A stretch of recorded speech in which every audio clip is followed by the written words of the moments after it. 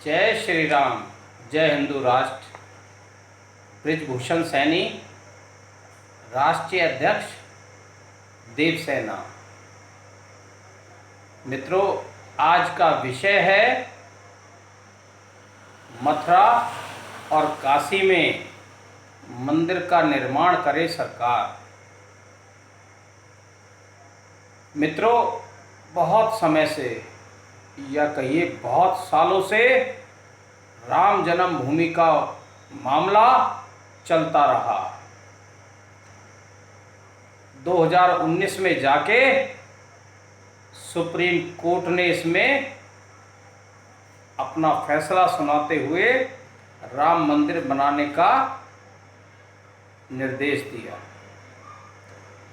अब चूंकि उस निर्देश पर अमल हो रहा है, लेकिन मित्रों, इस हिंदू समाज की बहुत बड़ी आबादी भगवान भोलेनाथ के मंदिर काशी विश्वनाथ मंदिर को बनाने के लिए बहुत समय से ही तैयारी करने में लगी हुई थी। इसी तरह से ही भगवान कृष्ण के मथुरा में मंदिर को बनाने के लिए हिंदू समाज बहुत समय से प्रयासरत है,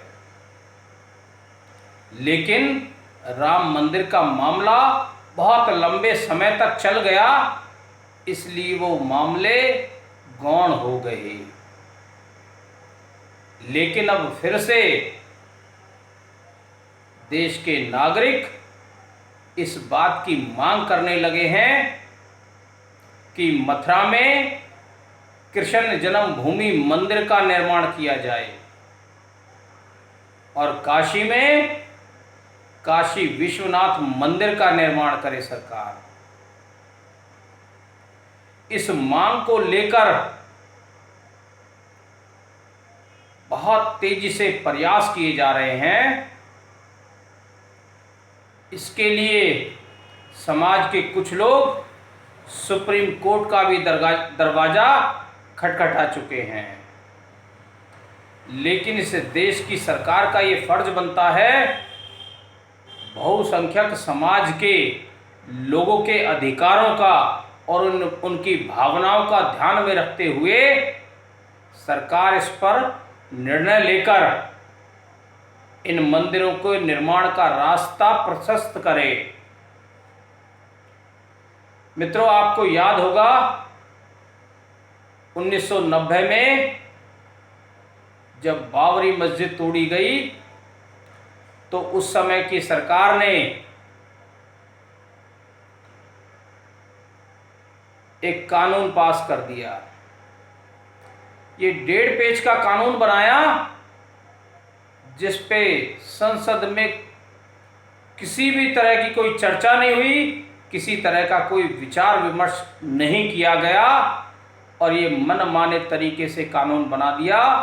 इस कानून के तहत 15 अगस्त 1947 से पहले की जो स्थिति जिन धार्मिक स्थलों की रही है, वही स्थिति बनी रहेगी, ऐसा इस कानून में प्रावधान किया गया। जबकि मित्रों, क्या ऐसा संभव है कि कोई लुटेरा हमारे मकान पर या हमारे धार्मिक स्थल पर आकर कब्जा कर ले और बाद की सरकार उसे मान्यता दे दे? क्या ये संभव है? यदि ये संभव नहीं है तो उस समय की सरकार ने ये काला कानून किस तरह से पास करके बना दिया, किस तरह से उन्होंने मनमाने तरीके से इस पे अमल कर दिया, जबकि ना तो देश की जनता में इस बात की चर्चा की गई, ना ही संसद भवन में कोई चर्चा हुई। संसद में किसी भी प्रकार की इस विषय पर कोई चर्चा नहीं हुई। और यदि किसी कानून को बनाने के लिए किसी विषय पर चर्चा नहीं होती है तो उस कानून को किसी तरह की कोई मान्यता नहीं है। ये केवल बहुसंख्यक समाज के अधिकारों का हनन करते हुए इस कानून को बना दिया गया। लेकिन इस देश की जनता इस काले कानून को मानने को तैयार नहीं है, क्योंकि ये मनमाने तरीके से बनाया गया और देश के बहुसंख्यक समाज के अधिकार का हनन किया गया। मित्रों, आप सबको ये जानकारी होगी कि लगभग 800 वर्षों से पहले भारत में मुगल लूटने की नीयत से इस देश में आए थे और कुछ मुगल तो इसे लूटकर भी चले गए, लेकिन कुछ मुगलों ने लूटने के बाद यहां अपनी सत्ता कायम कर ली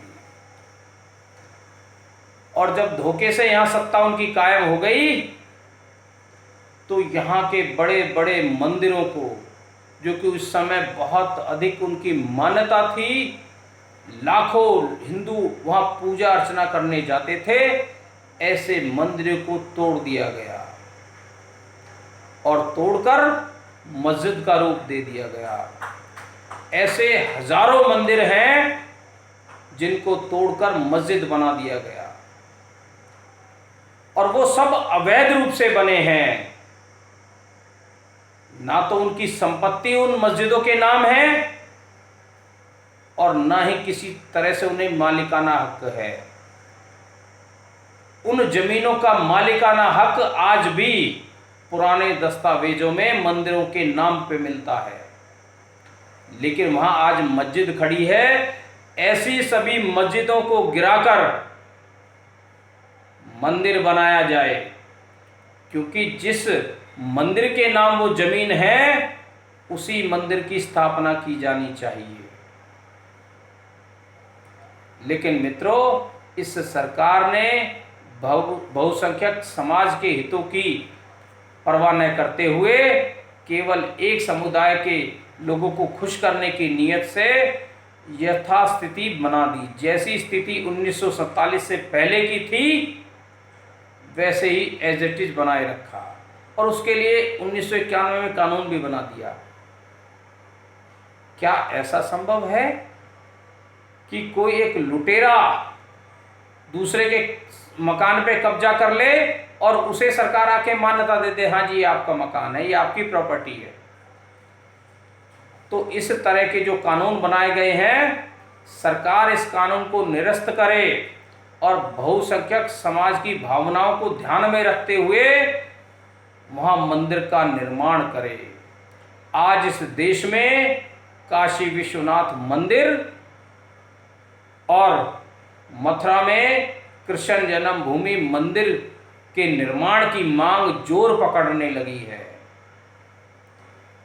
सरकार इस बात पे ध्यान दे और इन दोनों मंदिरों के निर्माण का रास्ता प्रशस्त करे, ताकि आसानी से इन मंदिरों को बनाया जा सके और हिंदुओं की भावना को किसी भी तरह से आहत पहुंचाने का कार्य ना करे। क्योंकि ये समाज बहुत सहनशील समाज है, ये बहुत कुछ सहन करता है, लेकिन जब अति हो जाती है तो ये सबक सिखाने का भी काम यही समाज करता है। इस समाज को ठगने का प्रयास ना किया जाए और भारतीय मूल के निवासियों के अधिकारों का ध्यान में रखते हुए उनके लिए, उनकी भावनाओं के लिए देश भर में जो पहले से मंदिर रहे हैं उन मंदिरों का निर्माण कार्य आरंभ किया जाए। तो मैं केंद्र सरकार से और उत्तर प्रदेश की सरकार से अनुरोध करूंगा कि वो हिंदुओं की भावनाओं को ध्यान में रखते हुए मंदिरों के निर्माण का कार्य आरंभ करे और केंद्र सरकार उस काले कानून को रद्द करे। मित्रों, आप सभी का बहुत बहुत धन्यवाद। जय हिंद, जय भारत, जय हिंदू राष्ट्र।